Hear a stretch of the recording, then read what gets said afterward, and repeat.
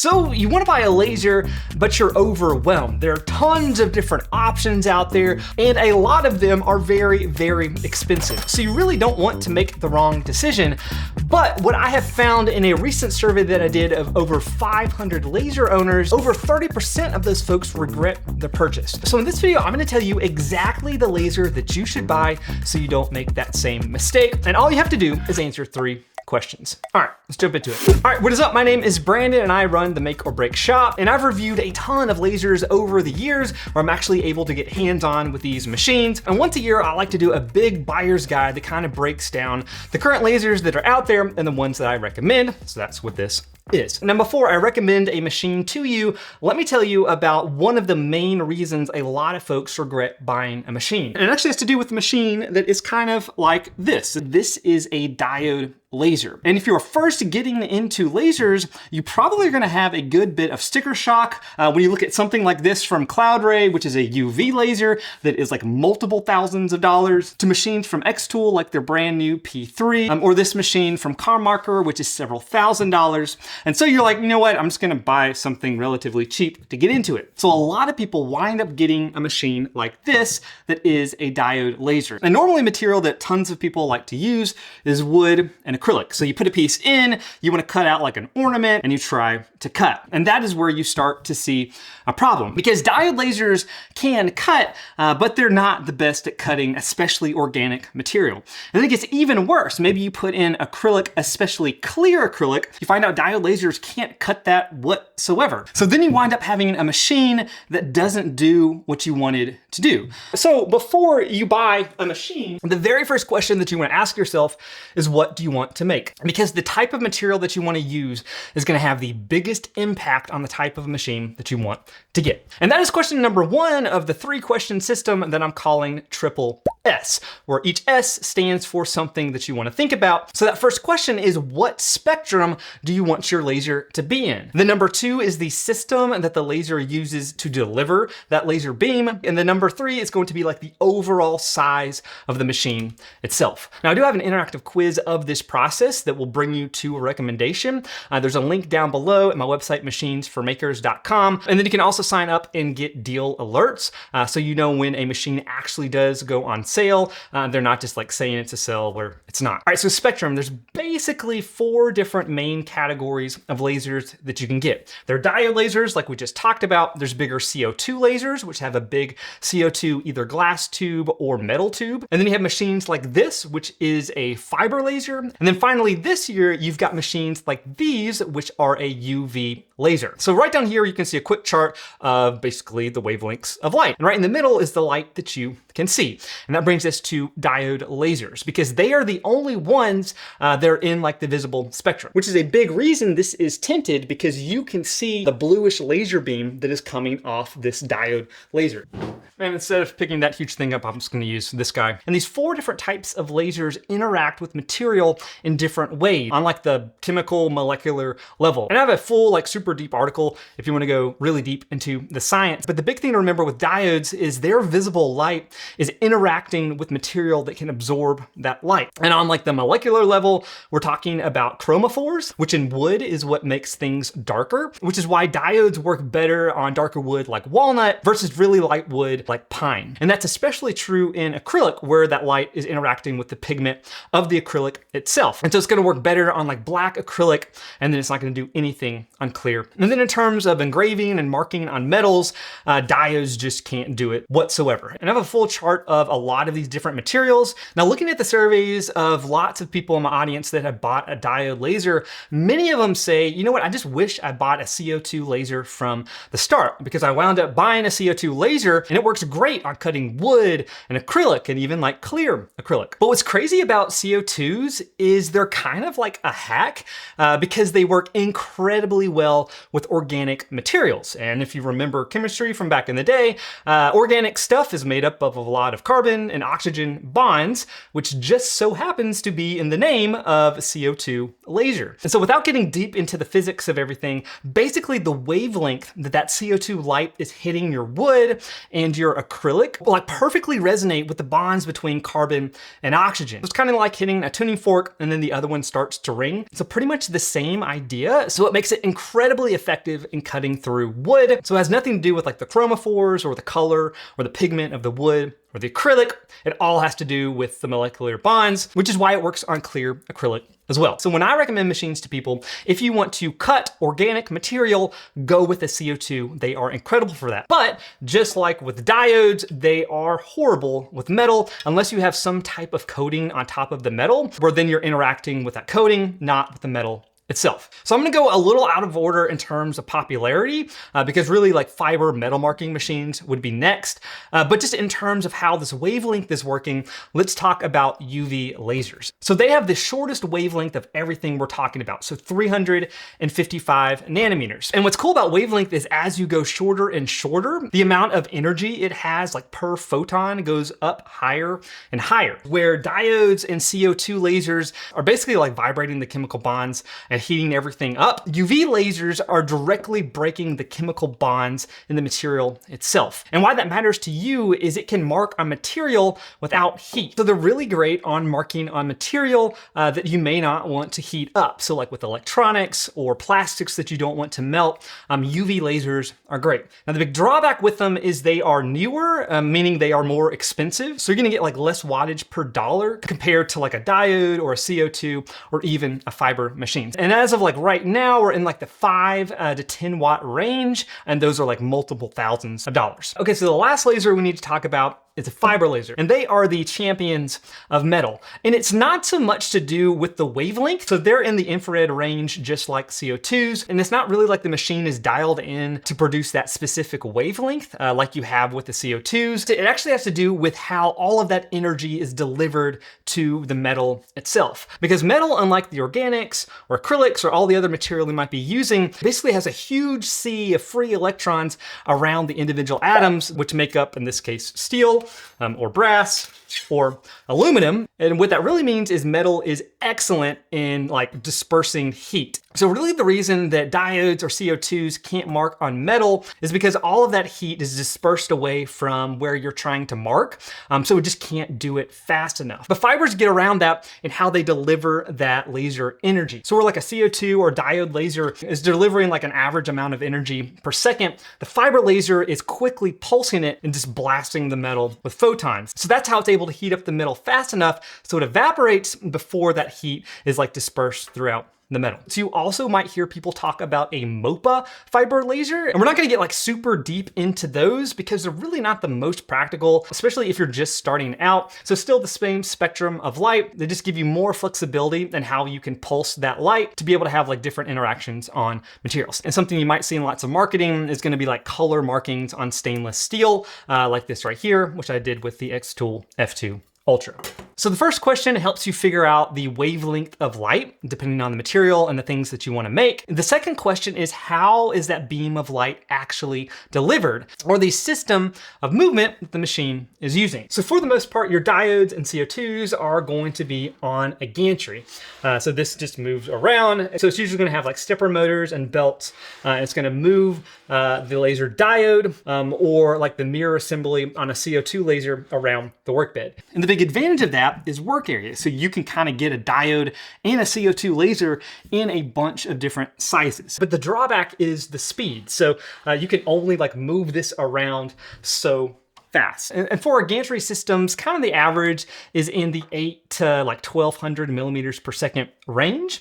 And that's compared to machines like this, where their system of movement is a galvanometer. And all a galvanometer is a series of mirrors right in the laser head itself that bounces that laser beam really, really fast onto the work area. So where gantries are like 1000 millimeters per second, we're talking 10,000 millimeters per second on like a low end, because you're not having to move a physical thing around in space. It's just a little mirror. And you can probably tell that the drawback of that is your work area is going to be a lot smaller, because you are limited by the optics of the lens itself. And you can get different lenses, which is going to give you like different work areas, but you're in the like 8" by 8" range, where like diodes and CO2s, kind of the starting size is going to be the 20 by 12" range, and you can can definitely go up from there. And an easy thing to answer the question if you need a gantry or a Galvo is, are you going to be cutting or are you going to be engraving? Because of how these are designed, you can't have the safety features like an air assist, and all that is like a compressed stream of air that's helping to give you really clean cuts as well as put out any flare-ups that might happen. But like these machines right now are set up in focus for material, and so there's a pretty big distance that laser beam is having to go down, so it's like pretty much impossible to get air assist in a way that would work well with these machines, but they are excellent at engraving. Now, where you can mix and match the spectrum, so the wavelength of light, as well as the system, for the most part, when we're talking about UV and fiber lasers, we're talking about Galvo machines. When we're talking about diodes and CO2s, we're talking about gantries, but there's definitely times when you'll find different laser sources on different movement systems. So this is kind of why I'm splitting it up to hopefully make it really clear on the type that you need to get. All right, so the last S is, what is the size of your workspace that this is going to go in? Because basically all the machines we're going to talk about either will sit on your desk or they're going to sit on the floor. And for the most part, your fiber, your UV, and even your diode machines are all going to sit on a desk, but your CO2s can be on a desk or they can be on the ground. And the ones on the ground are just going to be bigger machines in general. And since they're a gantry machine, you can use all of that additional space. So if you have stuff that is like physically bigger than a normal desktop machine, then you might have to get a bigger industrial style machine. But another thing to think about is the power of the laser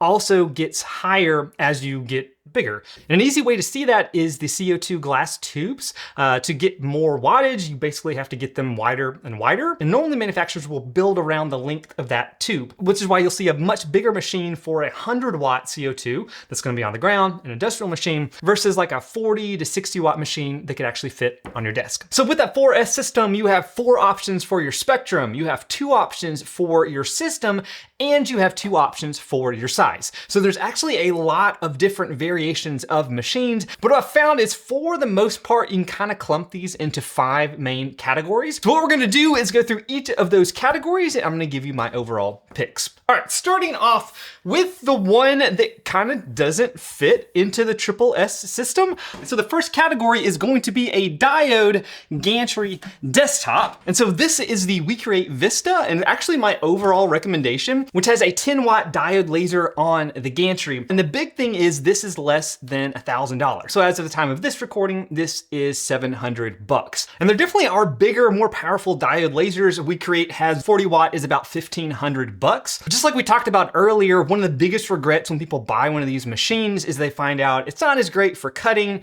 You can't do anything with clear acrylic, and then people wind up buying a CO2 machine. So that's why if you're super budget conscious, I recommend going this direction and definitely finding a machine less than $1,000. Now I've done a full review on the WeCreat Vista. I really just like its form factor overall. So it doesn't take up much space vertically, but it has a really nice like work bed in terms of the width especially, and then the height. And normally one of the limitations of having a machine that doesn't have a lot of like Z-axis space is you can't do a rotary very easy. So you can't get that in there and then put a tumbler in there and then engrave on top of it. This thing has a cool kind of party trick basically, where you can unscrew the sides on this and this will rotate down, and then you pull this to the front and then you're gonna be able to fit a rotary in there and engrave. Now this guy supports Lightburn, which is basically the industry standard software that all of these machines are gonna be able to use.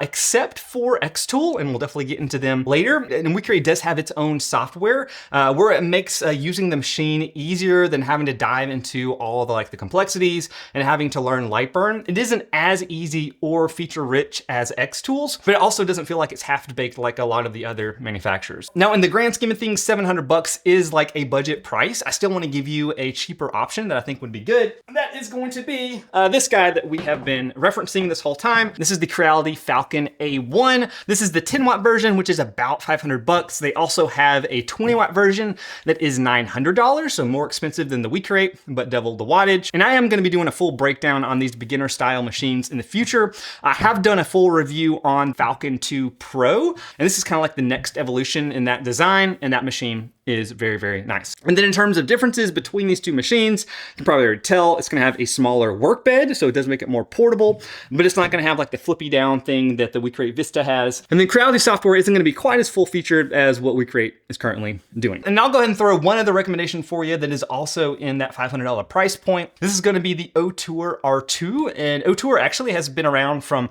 kind of the beginning of my laser journey. That's like the very first machine that I got. It was an open gantry style machine, meaning it had no enclosure. You had to wear glasses, the fumes were horrible, and pretty much all the other manufacturers were doing the same thing until we started to get these like fully enclosed designs over the last couple years. But the big difference between Otour and WeCreat and even Creality is what people think of the brand overall. So that survey I did, I asked people to rate their machines on a scale of 0 to 10. And then usually each year, I just average all of those together for specific machines, but then also for the brand overall to get an idea of what people think about the brands. Because as we step up in price, it's not just the machine you want to be thinking about, it's also the brand overall. Does it have good support? Is their documentation great? So here's a list of all of the brands, and I wouldn't worry about the rankings as much as I'd worry about the tiers. So I've split these into 3 tiers. Tier 1, we're going to get a lot more into here in a second. Tier 2 is where we're going to find Creality and WeCreat, and then tier 3 is where we're going to find Otour. And really the biggest difference I see between tier 2 and tier 3 just has to do with the ongoing support and usually like the overall build quality of the machine. In the past, especially with those open gantry style machines, Otour's like build wasn't the best. It still would work, but it wasn't the nicest. And I've seen that also kind of carry out with their fully enclosed machines as well. Whereas WeCreat, really nice full metal body, great build quality. Now all 3 of these companies are based out of China, and their support's gonna be hit or miss. You're gonna have lots of documentation you can look up. So just know if you're getting one of these machines, if you have to troubleshoot it, you're gonna be the one having to troubleshoot it, and support isn't gonna be super great, but they typically are gonna be less expensive. But the next category is what I see most people upgrading from once they get this machine and they realize they want it to do more. So these are CO2 Gantry-Desktop machines, and in fact, these are my overall pick. And I'm gonna have 2 for this category, the Thunderbolt and the OneLaser XRF. Now, there's a lot of commonalities between these 2 machines. First off is they aren't the cheapest desktop CO2s that you can get, and we'll get into some budget options here in a minute, but they are at the top end in terms of quality. So in terms of brands, both Thunder and OneLaser, I put in tier 1. Overall, they have really, really nice build quality and overall support, and these 2 machines are really good examples of what these companies can do. There's some other things that both these machines share. The big thing is they both have the same 38-watt RF metal tube on the back. So this is their CO2 source. And that is instead of a glass CO2 tube, which you have to have an external water chiller, usually sitting off to the side, that's helping cool down that glass as it's generating the laser beam. These are air cooled and metal, and so they last much, much longer, but they are more expensive. So that's kind of the drawback, but you're not gonna have to replace it as fast either. And I wanted to recommend RF CO2 machines because it kind of eliminates one of the reasons that people have tended to go with diodes in the past, and even how I've recommended them, because diodes typically have a smaller laser dot, meaning you can get finer engravings versus what a glass CO2 tube can do. But with RF tubes, that's really not the case. You can get really high quality engravings from these machines just because of the way that the beam is generated and how the optics work. You get a nice quality coming out. And they both have a touchscreen controller right here. In the case of Thunder, they also have like physical buttons right underneath it that you can press. And these are DSP based controllers instead of a Gcode controller. And we're going to talk more about why that's important when we get to our budget options. But basically it's the same controller and brains that the bigger industrial, really nice machines use as well. One thing I like about the Bolt is it is big in terms of the Z-axis, so this can open up, and then the workbed can drop really far down. So it works great with rotaries right out of the box, and you can get really thick material in there as well. And then you can already see you have a nice pass-through. So maybe if you have material that is longer than what this is, you can make it fit. Because really that is kind of the drawback with the Bolt. I do wish the work area was especially a little bit wider, so sometimes my stock material doesn't quite fit. The workbed is about 12 by 20 inches. There's also times you might buy material that is like 12 by 24 inches. That seems to be pretty common, and that doesn't quite fit inside of here. One thing Thunder is kind of known for is their support. And I've had my own interactions with their support teams, and there's been several times I've just reached out directly to their normal support line, and they're able to get answers to me quick by email. And there's even a few times I've jumped on the phone and talked with someone at their headquarters, which is based out of Texas. I'm kind of going along with that. They basically make all the components of this machine super accessible. So you're gonna have doors like this, which basically give you like instant access to all of the guts of the machine. So really easy to get into and service as needed. Now my other top pick is the OneLaser XRF, and this came out about a year ago. And I'm kind of mentioning both of these machines together. There are a lot of components that are basically identical between both of these machines because a lot of OneLaser's manufacturing also happens in Thunder's factories. So like the overall build quality and components are on par, if identical to what you're finding with Thunder as well. Now this machine is wider than the Bolt, so I do like that. But the drawback is it's not as deep. So it is actually sitting on a riser, and that is an additional cost. But it's gonna do pretty much the same thing as what you're gonna find with the Bolt as well. Now, another reason I have recommended this machine is the price point. It's really good for the quality of machine that you're getting. So usually this is in like the $400 to $4,500 range, depending on if they are running a deal, where the Thunderbolt starts at $3,500. And I say starts at because as we're talking more about these bigger brands, a lot of times I may not be recommending a single machine, but I'm gonna be recommending a line of machines. So the Bolt comes in 4 different versions, with this basically the smallest and least powerful, and then it gets more expensive and bigger from there. But to really compare them closer together, you need to add on the cost of this riser, which is about like $600. So you're in the like $1,000 to $500 range in terms of a price difference between both of these machines. Now, in terms of a budget option for a machine like this, it gets a little bit tricky because basically all of the cheaper machines are more or less the same, like using the same components. Maybe they just have different colors. So this will be like the Ohmtech Polar, the Atom Stack Hurricane, the Monport Knox, as well as Reno series, but they are a good bit cheaper. So the Knox is usually around $1,500, where the Ohmtech Polar is around $2,500. So still thousands of dollars cheaper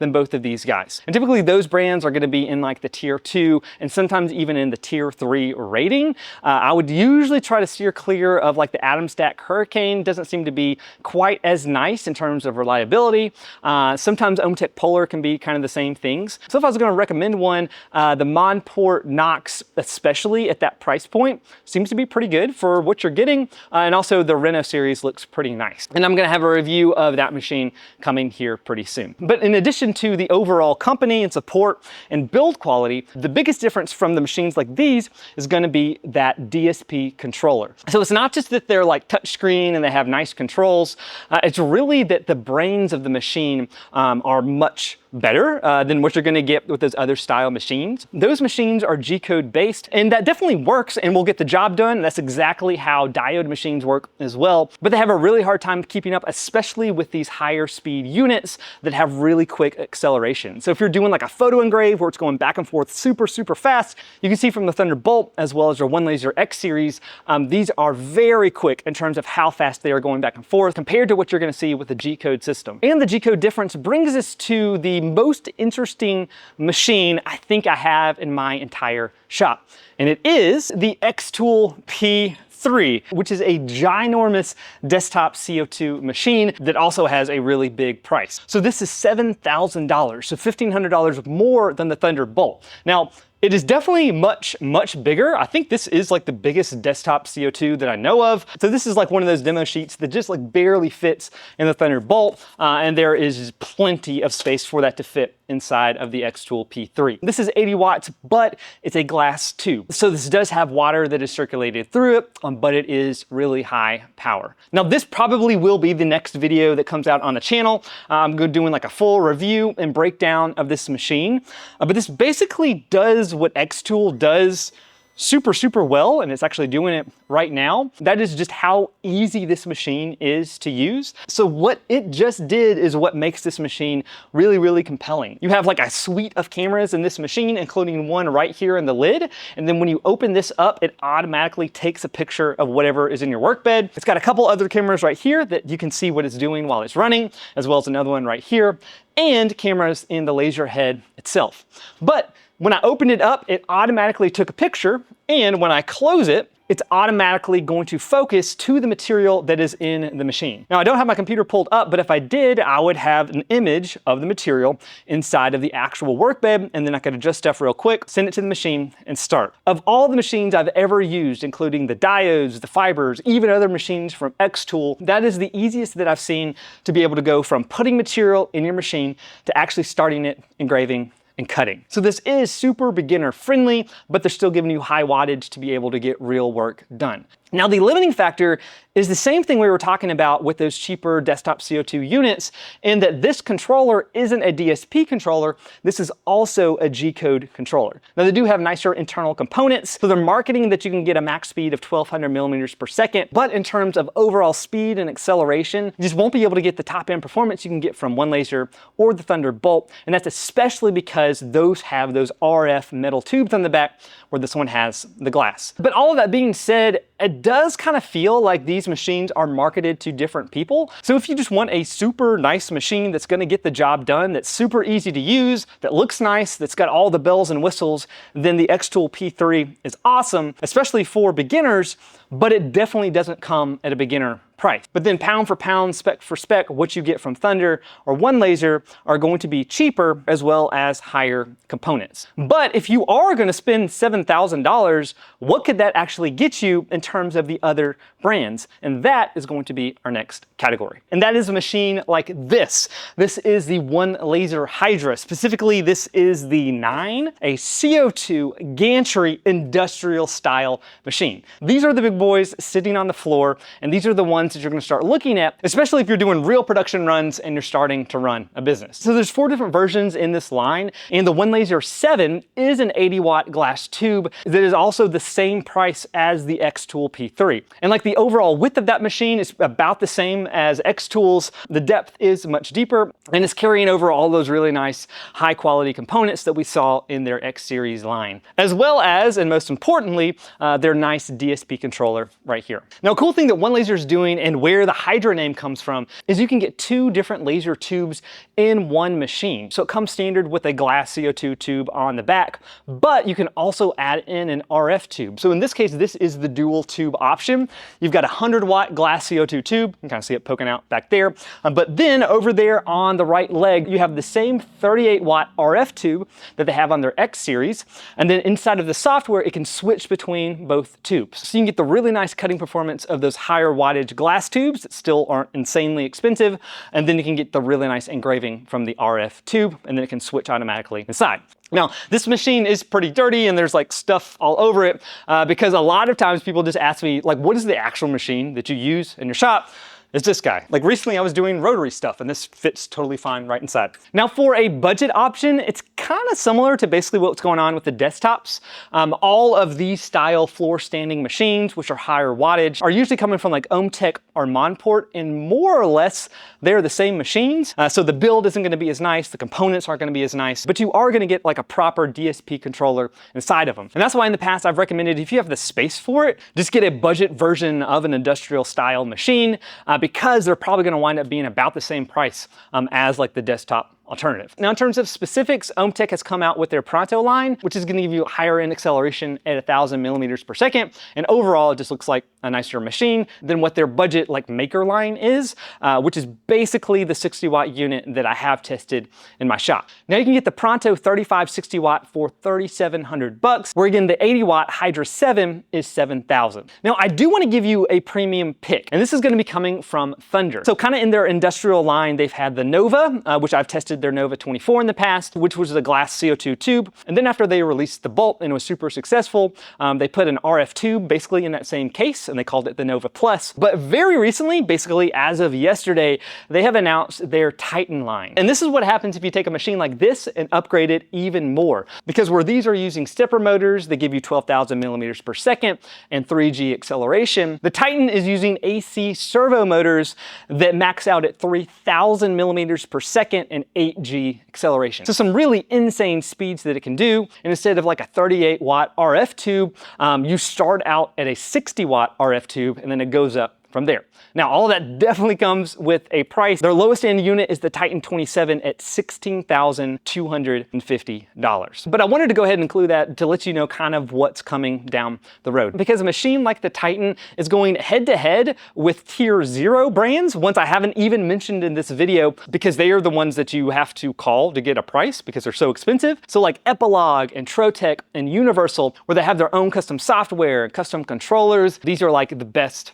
of the best. But then brands like Thunder and then even Aeon with their Redline series and some stuff that's coming soon are starting to match them spec for spec. Oh, and another cool thing about the Titan series is eventually not only can you get a CO2 RF tube in it, but you can also get a proper fiber source in it as well. Which brings us to working with metal.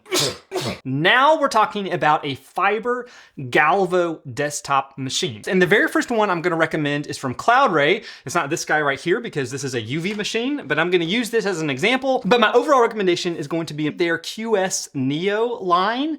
And Cloudray is kind of interesting because they don't have like the best marketing. That's not really what they do. They're actually like a parts supplier to a lot of the other brands. But what I find with them is if you just get a machine directly from Cloudray, it's definitely like rock solid, great quality build machine, but some of the easy use features like cameras and full enclosures you're not going to find. But overall, I recommend it because it's a great value for the quality of machine and the wattage. So this is a 50 watt fiber Q switched. So this is not a MOPA machine, and it's actually a split design. Where like this machine from CommMarker, which we're going to talk about in a second, is a fully integrated design where basically like the fiber source is right here and then the work bed's on top of it. Then you have the galvanometer and like the stand on top of it. With the split designs, you basically like take this off and flip it on the side, and then this all sits on the ground. And what that usually means is you can get a bigger work area as well as more wattage because the cooling is going to be a lot better on those style machines. And in terms of price, this is $3,600. And if you look at my site for a fiber machine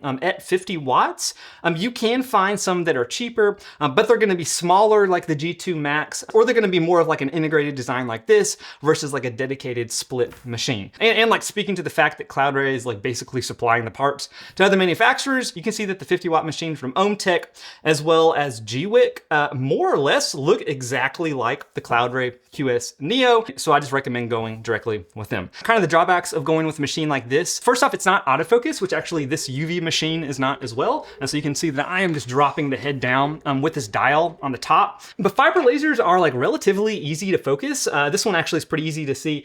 You have 2 laser dots that come out right here, and they're going to cross over at the exact right focus length for this to be in focus.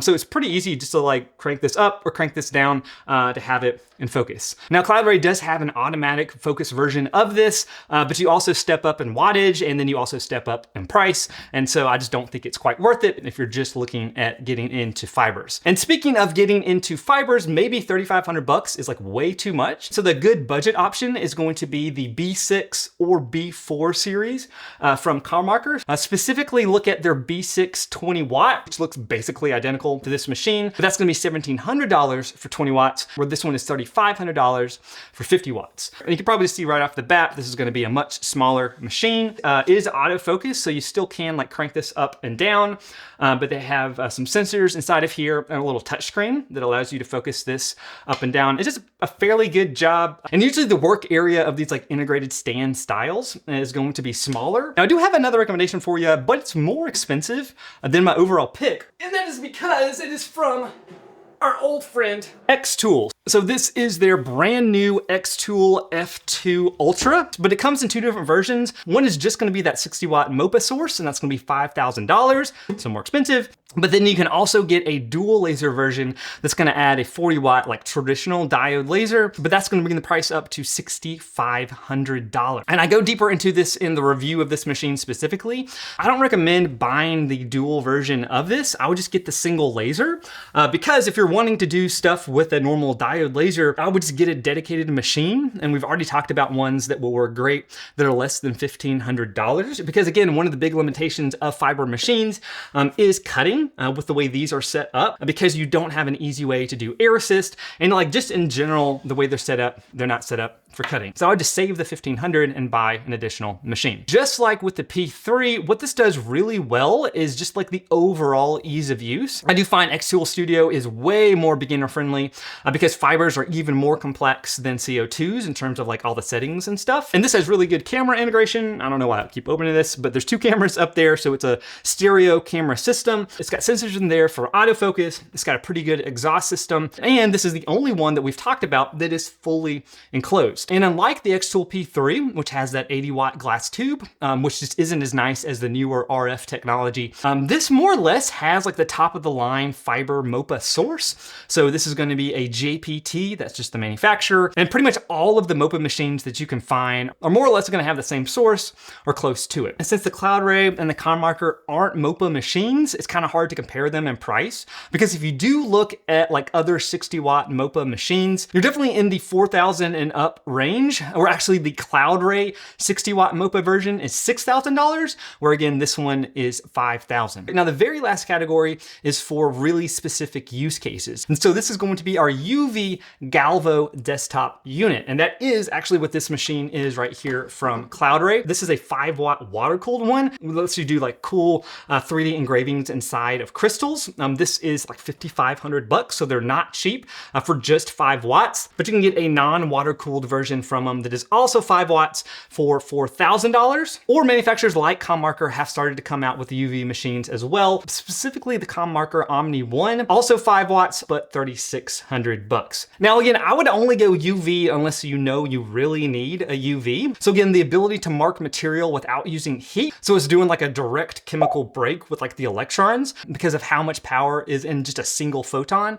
coming through a UV system. You can also engrave directly on glass to give you a really nice result, which is harder with other systems, if not impossible. And because of the way it generates the UV light, the laser dot and just like the overall quality of the beam is super, super high. So it's gonna give you basically like the best quality engraving that you can possibly get. The big drawback and why I don't wanna give you like a solid recommendation right now, as of October 2025, is they are expensive for the wattage. So again, this is just 5 watts and we're already over $3,000, but there's a lot of manufacturers that are starting to produce these machines. So my recommendation for you, unless you have like an immediate use case, I would maybe wait it out for a couple months just to see if those prices come down and those wattages go up.